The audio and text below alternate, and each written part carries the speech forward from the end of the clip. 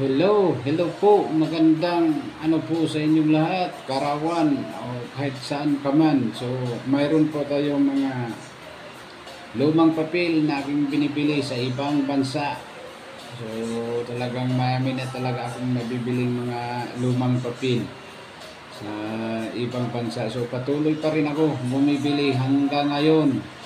Kung mayroon kang tinatago dyan, pwede mo ibenta sa akin kung malapit ka. Dito lang to sa Mindanao. Talagang binibili ko sa mga tamang halaga. So ito, meron po akong isi-share sa inyo na mga lumang papel sa ibang bansa. Ito, tingnan natin. So ang nakalagay, nakasulat is Narodowy Bank of Polski. So ano siya, 10 piso. So 10 pesos. Ayan. May ano siya, NBF, NBP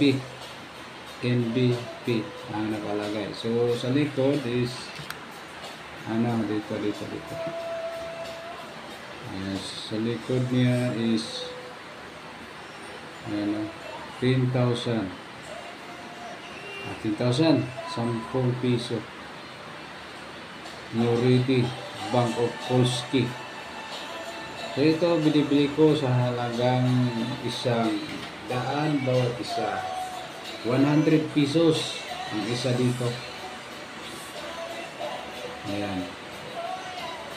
So, pangalawa tayo dito. Ayan. Dito ang pangalawa natin. Sa ibang bansa. Ayan. So, pira to sa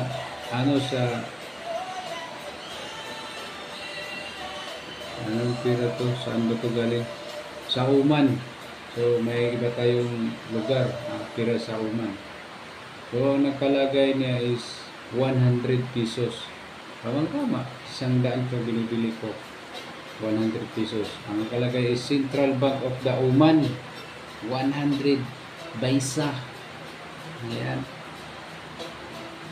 Is dito sa likod niya may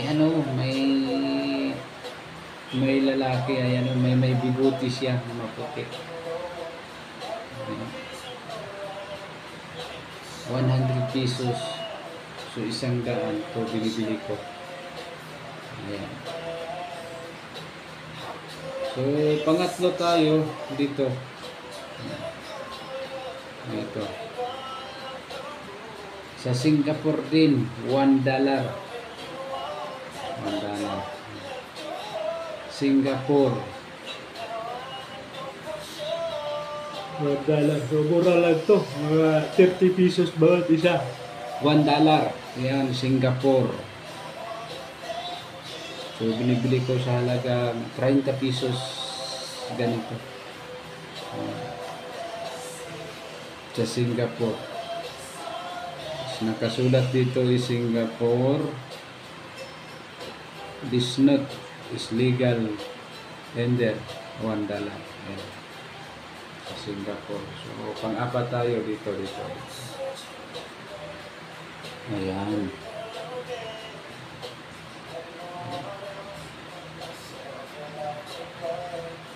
Saan ba ito galing pera na to? Talagang hindi ko talaga maintindihan kung saan ito galing.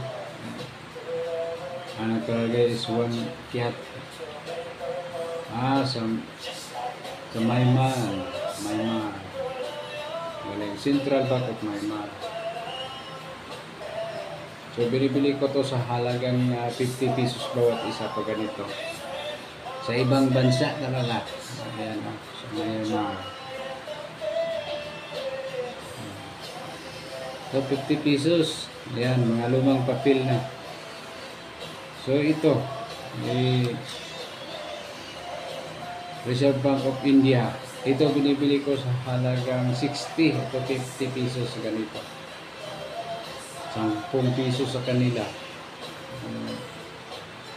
May shell number 688 440-482 ang cell number. Ito talaga yung cell number niya. Reserve Bank of India. Ayan, binibili ko sa halagang 50 pesos to 60.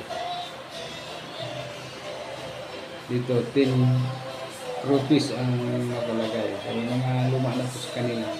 Lumang papel. Dito naman is ang nakalagay. Baliktad talaga. Yung nakasulat sa kanila, oh.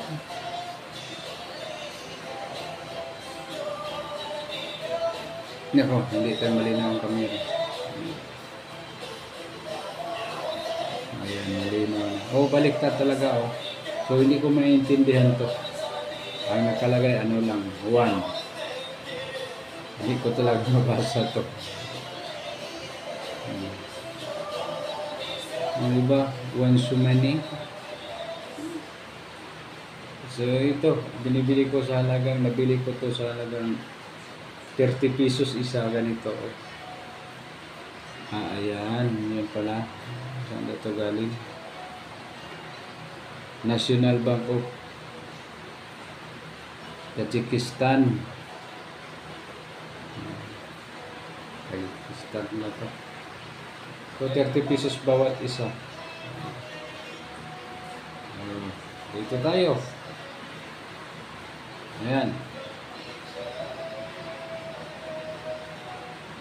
Tira to sa Ethiopia. Ayan. National Bank of Ethiopia to. 1 piso sa kanila. So, palagay may ano sir. May tao at saka may mga kalabaw. So, sa likuran tayo. Ayan. Oh. May ibon dalawa. Ayan. Ito binibili ko pa rin sa halagang nabili ko to sa 30 pesos bawat isa pa ganito.